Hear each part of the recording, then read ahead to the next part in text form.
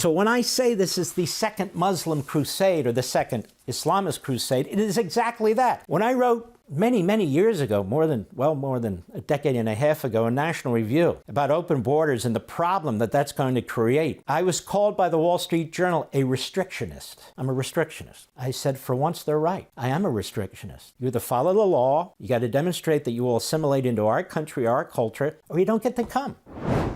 IDF weapons found, terrorists hiding in an UNRWA clinic. And on top of that, the UN soldiers, such as they are, the blue helmets they call them, that are placed around Lebanon, many of them we've seen in the past when it came to Africa and other parts of the world, participated in the brutality and the rape of the indigenous peoples there who they were supposed to protect. The UN is a cesspool. If I were president, don't get nervous, I'm not. But if I were, I'd be pulling out of there in 2 minutes and I'd form a new organization. I've talked about this for 3 decades. That would be an organization of free countries.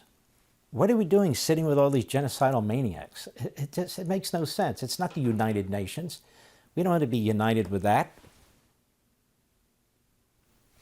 Just more evidence of how the West is unraveling, how it's falling in the face of all this.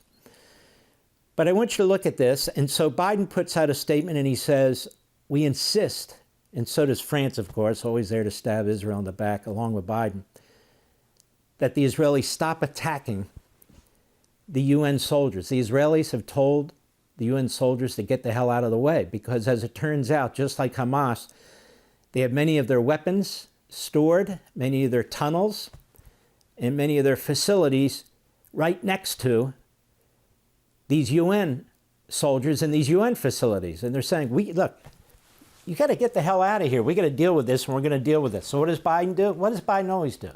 Stabs them in the back as he's threatening them as I speak, telling them, you better get more food to Gaza or we're cutting off all your weapons. Let me ask you a question. A friend of mine raised this. Hitler is moving through Western Europe. Now England itself is under siege. Bombing raids taking place. That would be as if FDR called Churchill and said to Churchill, you better get food over there to the French, who are now conquered. So it's the Vichy French, really. It's the Nazis controlling it and the sympathizers. Or we're going to cut off all your arms. You wouldn't do that, would you? All right, let's take a look at this. Go. אנחנו נמצאים עכשיו במרפאה האזורית כאן במחנה הפליטים ג'באליה, מבנה ממשלתי שאמור בעצם לקבל חולים. אפשר לראות כאן חדרי קבלה למרפאה. בואו ניכנס, נראה מה מצאנו לפני.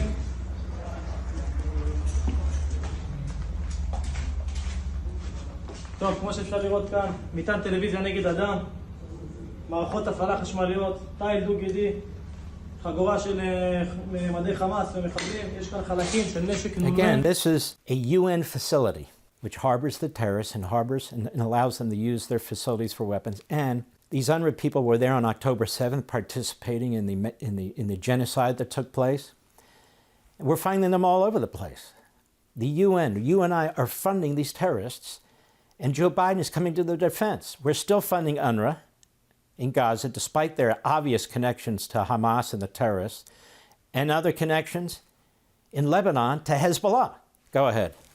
אפשר לראות כאן חדר טיפולים למעלה. גם כאן אנחנו מוצאים עוד מוקש שנמצא כאן מוטמן.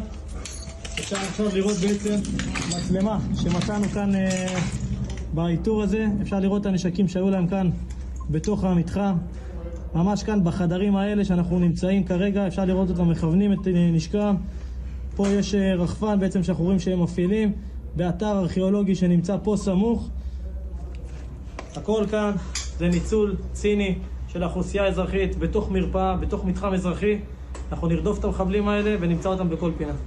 So Israel has to go into these places to find these terrorists and their cache of weapons and so forth, and they're attacked for it. Here's the thing, and I've said this before. It's not that Israel is fighting the way it's fighting, whether it's the pagers and the walkie-talkies, whether it's the bombs, whatever it is, Israel's not allowed to win. That's the bottom line. Prior governments in Israel have agreed to ceasefires in every instance. In every instance. They've agreed and have offered land for peace in almost every instance. And in every instance, the terrorists have used the opportunity to take what they can get, but to build up their supplies, to build up their militia for the next attack. And this has been going on for more than 75 years now. And so Netanyahu, October 7th, was so horrendous. He said, no, we're not doing this anymore. That's why the left in our country goes nuts. That's why the Democrats in our country go nuts. Because they literally expect Israel to accept missiles being fired into their country from all sides, ballistic missiles. And these terrorist raids and the murders taking place. Also, as I speak, not only has this administration cut arms and other weaponry from Israel, and they still have, not only have they done that, they're doing something we've never done before. They're literally sanctioning citizens in Israel. We don't sanction citizens who are living in other countries. So they're reaching into Judea and Samaria, where these housing projects were being built. I don't call them settlements. Do we call the homes on Indian reservations settlements? They're settling on American land? Of course not. They're the indigenous people, just as the Jews are the indigenous people in Judea and Samaria. Again, Judea. The Jews get their name from the location. Judea, Judaism. In Judaism, really, its birth, where the tribes came all together, is a place called Shiloh. Shiloh. And the Palestinians say, that's our land. So the Jews have been there since the birth of their religion. Long before there was a city of David, long before there was a Jerusalem. Shiloh. And the Palestinians claim that too. Well, the Palestinians claim Manhattan, don't they? They claim America. We have to defeat the empire. I've said something that's been considered controversial in the past, and I don't give a damn. What you are witnessing right now, what's happened in Europe, you see it in London and Paris, where the head rabbi in France said, the Jews need to get out of France. I don't think there'll be a single Jew left in France in 10 years. It's because of their immigration policies. Revolution by immigration, I call it. But I call it more. This is the second Muslim crusade. The first Muslim crusade, when the Muslims built an empire and were trying to conquer Europe and so forth, that resulted in the Christian crusades, where the Pope at the time and other Christians, they rose up and they traveled the globe, mostly Europe, to fight the Muslims and others. People talk about the Christian crusades. They never talk about the Muslim crusade that preceded it. What I'm telling you now is not controversial among the Islamists. It's not controversial with the Muslim Brotherhood or all the rest of the terrorist organizations and the monstrous genocidal leaders. They have openly talked about conquering the world by hitting the weakness of the European underbelly, by hitting the weakness of the American underbelly. And one of the ways they intend to do it is through immigration.